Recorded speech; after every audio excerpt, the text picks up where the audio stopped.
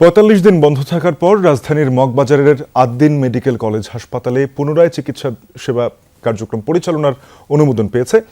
সকাল থেকেই সেবা কার্যক্রম শুরু হওয়ার কথা রয়েছে। এ বিষয়ে বিস্তারিত জানাতে সেখানে রয়েছেন সহকর্মী তাজনুর ইসলাম।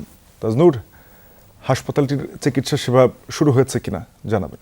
শাফিন, প্রথম বিষয় হচ্ছে চিরচেনা আদ্দিন হাসপাতাল আমরা ঠিক আগে, অর্থাৎ এই যে লাইসেন্স বাতিলের আগের যে ঘটনাগুলো বা ওই সময়টাতে যেমনটা দেখতাম যে এই সকালবেলাতেই প্রচণ্ড রকমের ভিড় থাকতো, বিশেষ করে বাইরের টিকিট কাউন্টার এবং আশপাশের পুরো এলাকায়। কিন্তু সেই চিরচেনা রূপটি অন্তত আজকে সকালবেলাতে নেই। যদিও কার্যক্রম শুরু হয়েছে, আমরা কথা বলছিলাম এই হাসপাতালের স্টাফ যারা রয়েছেন তাদের সঙ্গে, তারা বলছিলেন যে কার্যক্রম শুরু হয়েছে সকাল ৮টা থেকেই। টিকিট কাউন্টারে লোকজন আসছেন, তাদের প্রয়োজনীয় যে চিকিৎসককে তারা দেখাতে চান তারা সেই রকমের টিকিট নিচ্ছেন।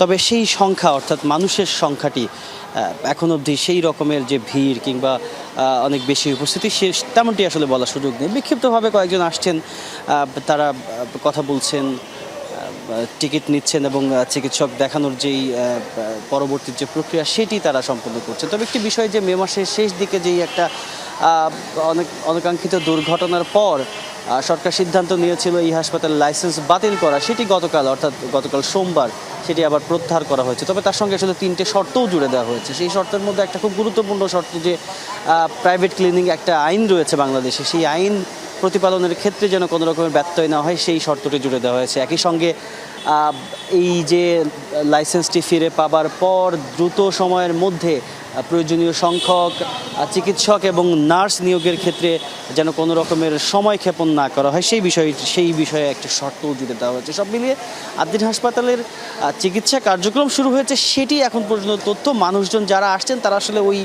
গণমাধ্যমের খবর থেকে জেনেই তারা আসছেন। তবে এই খবরটি অনেক বেশি মাত্রায় ছড়ালে কিংবা মানুষ যখন আবারও জানবে যে কার্যক্রম শুরু হয়েছে, সব মানুষের কাছে যখন এই বার্তাটি পৌঁছবে, তখন হয়তো সেবা গ্রহীতাদের ভিড় আবারও বাড়তে শুরু করবে।